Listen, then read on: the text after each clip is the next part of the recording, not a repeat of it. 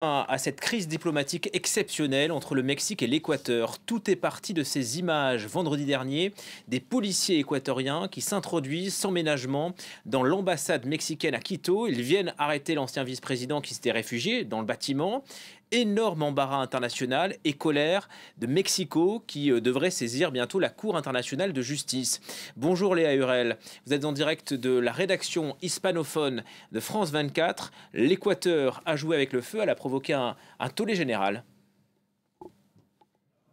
Exactement, Julien. Alors, tout d'abord, c'est extrêmement rare de voir le Nicaragua et le Venezuela être d'accord avec les États-Unis et l'Union européenne, et ça dit beaucoup de l'unanimité, de la force en fait des critiques internationales envers ce raid des forces de police équatoriennes dans la nuit de vendredi à samedi à Quito. Et ça, c'est parce que c'est une opération qui est illégale, une opération inédite qui viole entre autres la Convention de Vienne. Cette opération, la protection des personnes réfugiées au sein d'une ambassade, eh bien, c'est un principe cardinal, comme l'a rappelé le secrétaire général des Nations Unies, Antonio Guterres, et également en fait au niveau du droit international, envahir une ambassade, c'est presque comme envahir un pays, ce qui explique, quand on revient au niveau du continent latino-américain, cette unanimité, cette union des réactions de la part de gouvernements de gauche, comme la Colombie, le Brésil, le Chili, comme je vous le disais, le Nicaragua et aussi le Venezuela, mais aussi de gouvernements de droite, comme le Pérou et l'Argentine. Il y a juste le Salvador de Nayib Bukele qui, pour le moment, s'est abstenu de tout commentaire.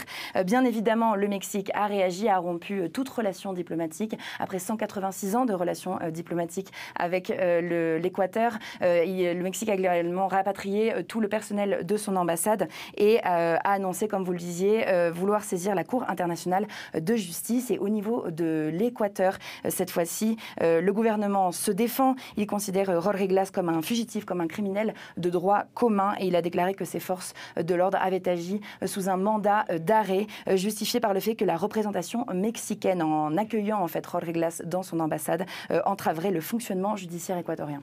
Voilà, les Équatoriens, on le voit ici, qui étaient venus chercher donc l'ancien vice-président Jorge Glass. Il est où en ce moment et que va-t-il lui arriver, Léa ? Alors, depuis samedi, Jorge Glass, il a été emmené dans une prison de haute sécurité à Guayaquil. Et ça, c'est tout un symbole, comme me l'a expliqué un de mes collègues équatoriens, ici, la rédaction espagnole de France 24.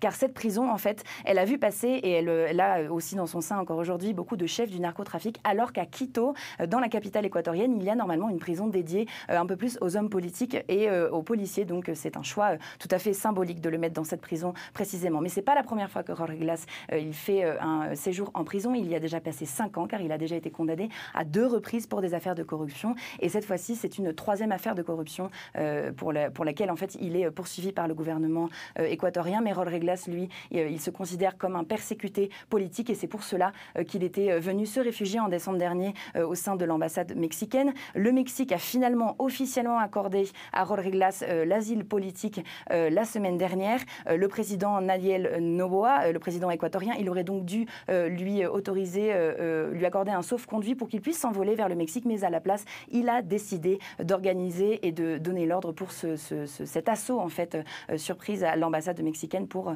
pouvoir le capturer. Donc, pour le moment, tout semble montrer que Jorge Glass, il va rester en prison en Équateur. L'ancien président, en fait, Rafael Correa, qui a gouverné avec Jorge Glass à ses côtés, qui lui est réfugié en Belgique depuis Bruxelles. Hier, il a appelé l'Union européenne, les pays du reste du monde également, à faire pression sur l'Équateur pour que Jorge Glass puisse sortir d'Équateur, fuir l'Équateur. Mais c'est un scénario extrêmement peu probable. Voilà, une intervention qui intervient dans un contexte très tendu en Équateur, puisque le gouvernement a déclaré la guerre aux gangs en début d'année. Merci infiniment Léa Hurel depuis la rédaction hispanophone.